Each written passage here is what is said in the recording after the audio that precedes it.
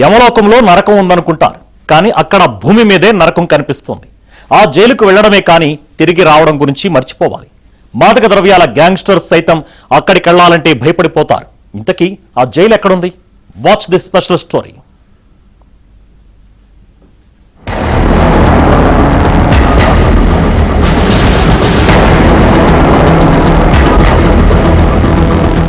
L Salvador ఉత్తర దక్షిణ America ఖండాల మధ్య సెంట్రల్ అమెరికాలో ఓ చిన్న దేశం. ఇందులో ఉందొక మహాకారాగారం.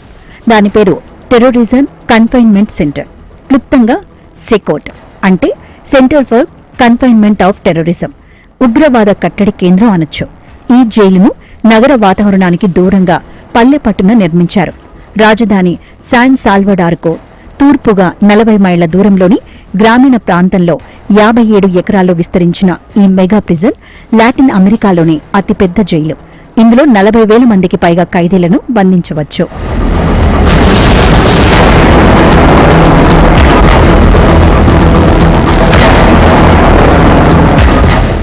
భయంకరమైన నార్కోటిక్ క్రిమినల్ గ్యాంగ్స్, ప్రత్యేకించి MS-13 బారియో 18 సభ్యుల్ని ఇక్కడే బంధిస్తుంది ఎల్ సాల్వడార్. నేరగాళ్ల పట్ల చాలా కఠినంగా ఉంటారిక్కడ. అతి ఇరుకైన ఈ కారాగారంలో ఒక్కో ఖైదీకి లభించే చోటు కేవలం 6.45 చదరపు అడుగులు. అంతర్జాతీయ ప్రమాణాలకు ఇది విరుద్ధం. ఎల్ సాల్వడార్ జనాభా ప్రకారం చూస్తే ప్రతి 1,00,000 మంది పౌరుల్లో 1,659 మంది ఖైదీలే. ప్రపంచంలోనే అత్యధిక తలసరి ఖైదీలున్న దేశం.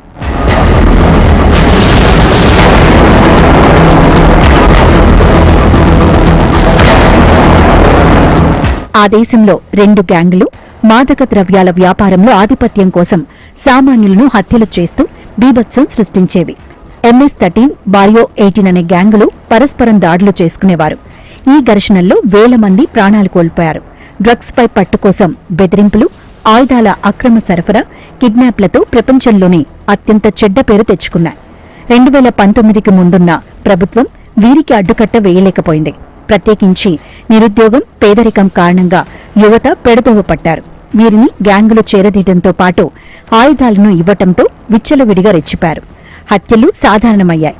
ప్రభుత్వం, పోలీసులు, మిలిటరీ ప్రేక్షక పాత్ర పోషించాయి.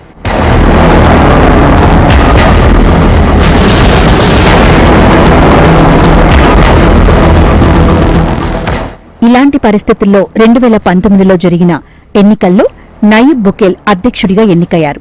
అప్పట్నుంచి నేర నియంత్రణకు పలు చర్యలు చేపట్టారు.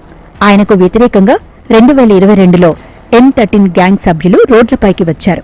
దేశవ్యాప్తంగా వారు సాగించిన హింసాకాండలో చాలా మంది ప్రాణాలు కోల్పోయారు. దీంతో ప్రభుత్వం ఎమర్జెన్సీ విధించింది.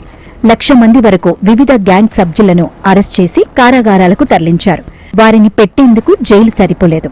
దీంతో 2023లో ప్రపంచంలోనే పెద్దదైన కారాగారాన్ని నిర్మించారు. ఒక్కో సెల్లో 100 మంది వరకు ఉండవచ్చు.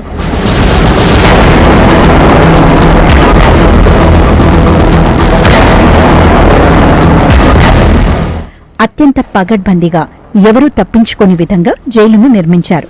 ఇప్పటి వరకు ఒక్క ఖైదీ కూడా తప్పించుకోలేదు. శరీరమంతా పచ్చబొట్లు, కాళ్లకు చేతులకు సంకెళ్లు. సెల్లోకి వెళ్లిన తర్వాతే చేతులను బయటకు చాపితే సంకెళ్లను తొలగిస్తారు. ఇక్కడ రావడం వరకే ఉంటుంది, కానీ వారు ఎప్పుడు విడుదలవుతారో ఎవరికీ తెలియదు. ఎందుకంటే వారందరూ కరుడుగట్టిన గ్యాంగుల సభ్యులు, అసాంఘిక కార్యకలాపాలకు పేరు పొందినవారు. జైలులో ఉంటేనే దేశంలో ప్రశాంతత అని ప్రభుత్వం భావిస్తోంది. దీంతో న్యాయ విచారణకు కూడా పెద్దగా అవకాశం ఉండదు.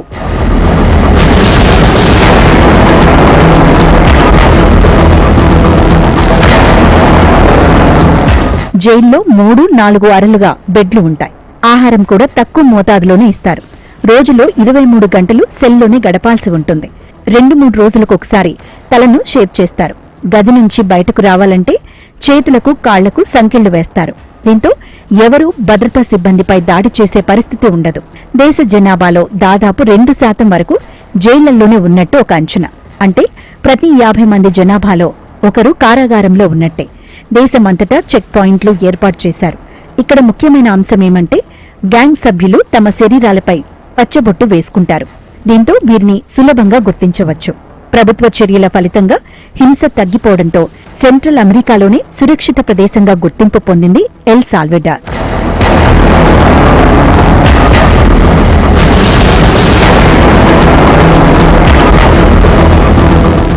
జైలు దెబ్బకు క్రిమినల్ గ్యాంగ్స్ కకావికలమైపోయాయి. జైలు నుంచి తప్పించుకునేందుకు ప్రయత్నిస్తే ఎన్కౌంటర్ చేసి పడేస్తారు. మానవ హక్కుల సంఘాలు ఈ జైలుపై తీవ్ర విమర్శలు చేస్తున్నా ప్రభుత్వం మాత్రం పట్టించుకోవటం లేదు. ఎల్ సాల్వడార్లో 95% మంది వరకు అధ్యక్షుడి చర్యలకు మద్దతు పలికారు. ప్రాణాలు తీసే హంతకులకు మానవ హక్కు లెక్కలేంటనేది జనం ఫీలింగ్.